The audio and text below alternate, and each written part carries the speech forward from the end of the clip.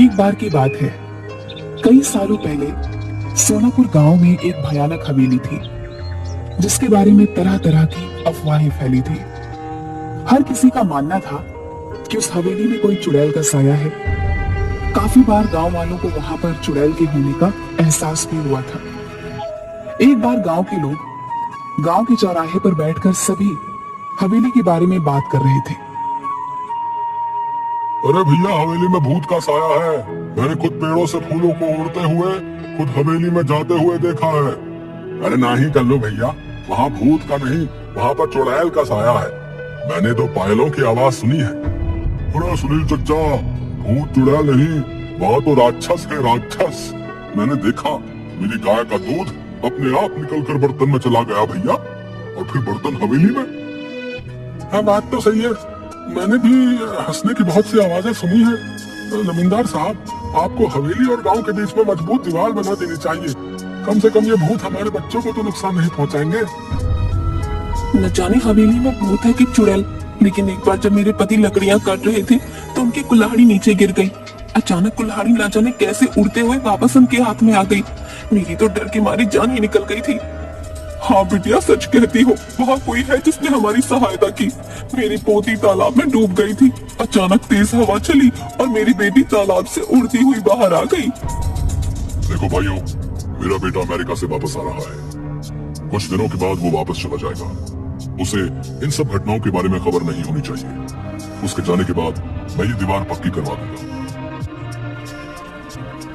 गांव के एक किसान का बेटा भीखू खाद लेने शहर जा रहा था। रास्ता हवेली के सामने से ही गुजरता। जब वह हवेली के आगे से डरता हुआ पहुंचा तो उसने देखा एक सुंदर सी लड़की उसके सामने आकर खड़ी हो गई। तुम कौन हो और यहाँ क्या कर रही हो? तुम्हें नहीं पता ये हवेली भूतिया है? यहाँ रहना खतरे से खाली नहीं। मेरा नाम किरण है, मैं तो यहीं रहती हूँ। हम यहाँ आते जाते हैं, भूत तो नहीं देखा हमने कभी। अच्छा, पर ये तो भूतिया हवेली है और लोग कहते हैं यहाँ भयंकर चुड़ैलें रहती हैं। ये सब सुनकर भीखू मन ही मन डरने लगा। उसके दिमाग में यही चल रहा था कि जो कुछ भी आज तक उसने सुना वो सच है या झूठ। तभी किरण बोली, तुम्हें पता है मैं हवेली में ही रहती हूँ। ये क्या कह रही हो? पूरा गांव जानता है कि इस हवेली में भूत चुड़ैल रहती है। तुम चुड़ैल भूत जैसी चीजों पर विश्वास रखते हो? मैं फालतू में ही इतना सोच रहा हूँ। ये लड़की होकर भी नहीं डर रही। ये भूत चुड़ैल मन का वहम है, ये सच्चाई थोड़ी ना है। आओ, तुम्हें मैं अपने बाकी लोगों से मिलवाती हूँ, इससे तुम्हारा डर हमेशा के लिए खत्म हो जाएगा। भीखू किरण के पीछे पीछे चलने लगा कि अचानक उसे जोर का धक्का लगा और वह हवेली की पहाड़ी से नीचे गिर गया। गांव वाले तुरंत दौड़ते हुए भीखू के पास आए और पूछने लगे क्या हुआ। तभी भीखू के मुंह से बस ये शब्द निकले, हवेली, लड़की, किरण, हवेली। अब तो गांव में डर का भयानक माहौल बन गया था। सबको विश्वास हो गया था कि हवेली में किसी किरण नाम की चुड़ैल का साया है जिसने भीखू को मार दिया है। इस घटना के अगले दिन ही जमींदार साहब का बेटा राजेश अपने दोस्त मयंक के साथ गांव आ रहा होता है। हे भगवान, शाम हो गई है, हवेली के आगे से गुजरना होगा। अरे राजेश भैया, आप उस हवेली की तरफ मत देखना, कहीं उन चुड़ैलों का साया आप पर भी ना पड़ जाए। अरे राजेश, ये तेरा ड्राइवर क्या कह रहा है? चुड़ैलों का साया? गांव के अंधविश्वासों का तो अपना ही मजा है। अरे ड्राइवर भैया, आप चुपचाप गाड़ी चलाओ ना, ये सब अंधविश्वास है, हम सब ये नहीं मानते। भैया, आज तक इस भूतिया हवेली में कोई एक रात नहीं गुजार पाया। बड़े बड़े लोग आए और बड़े बड़े दावे किए और फिर हार मानकर चले गए। अरे हम पढ़े लिखे लोग हैं, अमेरिका से आए हैं, हम इन सब बातों को नहीं मानते। ये सब अंधविश्वास है। अगर हमें सचमुच भूत प्रेत देखने को मिल जाए तो इन छुट्टियों का मजा आ जाएगा। क्यों राजेश? क्या हुआ बिरजू? अरे ये गाड़ी के आगे इतने सारे फूल कैसे पड़े? लगता है किसी ने हमारा स्वागत करने के लिए रखे। तो यहाँ रुकना खतरे से खाली नहीं किया। मैंने अभी अभी किसी को यहाँ से जाते हुए देखा। ये सब हवेली की चुड़ैलों का काम है। अरे तुम गाँव वाले भी कमाल हो, खुद ही सब कुछ करके शर्मिंदा हो जाते हो। मैं सब जानता हूँ, गाँव वालों ने ये फूल बिछाए होंगे, लेकिन आप अपना नाम बताना नहीं चाहते। राजेश भैया, मैं झूठ नहीं बोला। जब आप हवेली में एक रात बिता लेंगे तो आपकी सोच भी बदल जाएगी। यार बिरजू, तुम पहले घर पहुंचाओ, बाद में देखेंगे।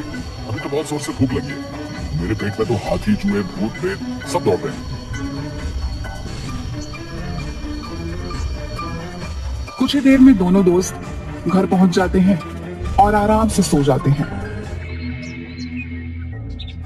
अगले दिन जब वह गांव घूमने जाते हैं तो फिर गांव वाले उन्हें हवेली के पास जाने से मना करते हैं। आखिरकार गांव वालों की सोच को बदलने के लिए राजेश और मयंक उस हवेली में एक रात बिताने का फैसला करते हैं। ये मैं क्या सुन रहा हूँ राजेश? तुम हवेली में जाना चाहते हो? अरे तुम्हारा दिमाग तो ठीक है, मैं तुम्हें कभी इसकी आज्ञा नहीं दूंगा। पिताजी हम अमेरिका से पढ़कर आए हैं, हम ऐसे अंधविश्वासों को नहीं मानते। वैसे भी वो हवेली बहुत पुरानी है, हम उसे हेरिटेज होटल बनाना चाहते हैं, करोड़ों की प्रॉपर्टी है। अरे चाचा जी, हो सकता है इस हवेली में कुछ लोगों ने कब्जा करने के लिए इस तरह की अफवाहें उड़ाई हो। हम हमेशा के लिए इन सबका समाधान कर देंगे। ठीक है, अगर तुम लोग नहीं मानते तो जाओ, लेकिन अपने साथ 2 गार्ड, बंदूक और सुरक्षा का सारा सामान साथ ले जाओ।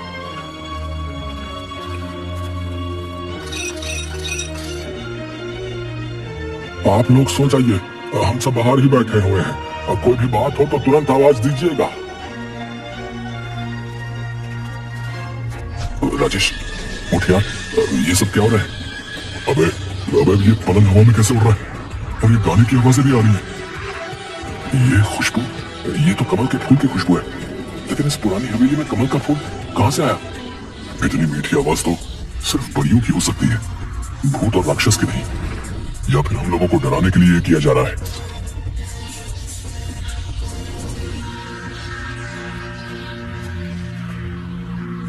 क्या तुमने वही देखा जो मैं देख रहा हूँ? हाँ यार, ये तो सचमुच भूतिया है। नहीं, हम यूं विश्वास नहीं कर सकते। मुझे तो लगता है कि ये कोई ऐसा बंदा है जिसे इस टाइप के हॉरर इफेक्ट के बारे में बहुत कुछ पता है। चलो हवेली की लाइब्रेरी में चलते हैं, कुछ तो मिलेगा।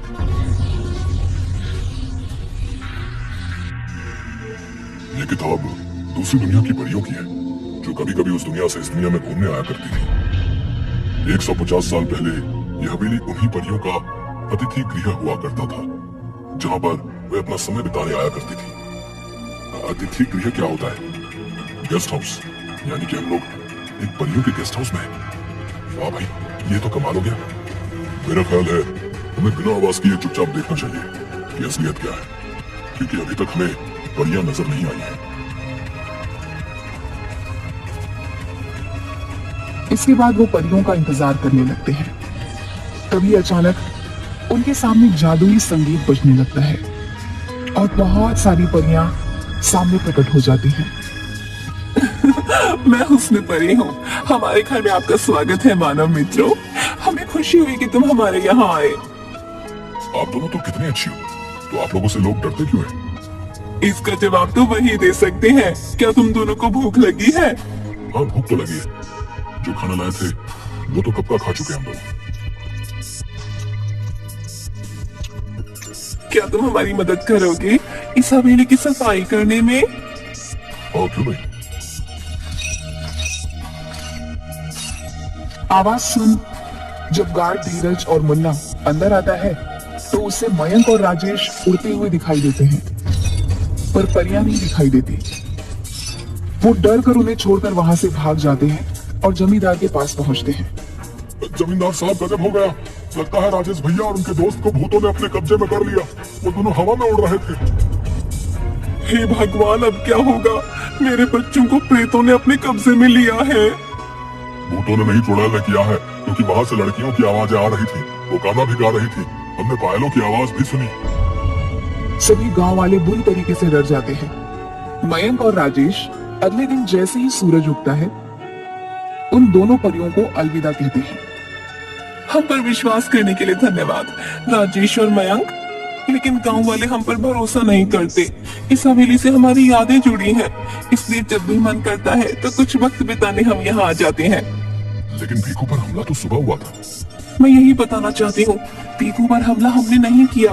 हम तो सिर्फ गांव वालों को शहर से भागकर आए हुए तस्करों से बचाने की कोशिश कर रहे थे, जो सुबह के समय इस हवेली में छुपे रहते हैं और रात को तस्करी के लिए निकल जाते हैं।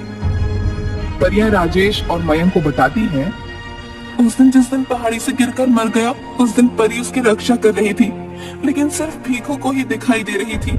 जब तस्करों ने भीखू को हवेली की तरफ आते हुए देखा तो उन्होंने उसे पीछे से धक्का दे दिया ताकि उनका रहस्य किसी और को ना पता चल जाए। तो क्या तस्कर आपको नहीं दिख सकते? नहीं, हमें सिर्फ वही देख सकता है जिसके आगे हम अपने आप को खुद दिखाना चाहें। हमने गांव वालों को तस्करों के बारे में बताने की काफी कोशिश की, लेकिन डरपोक गांव वाले हवेली में नहीं आए। आपको परेशान होने की कोई जरूरत नहीं है। आपने हमारे गांव की रक्षा के लिए इतने सालों तक हमारा साथ दिया है। आपकी सच्चाई हम सभी गांव वालों को बताएंगे और हम सभी गांव वालों के साथ अगले हफ्ते दीपावली मनाने यहाँ आएंगे।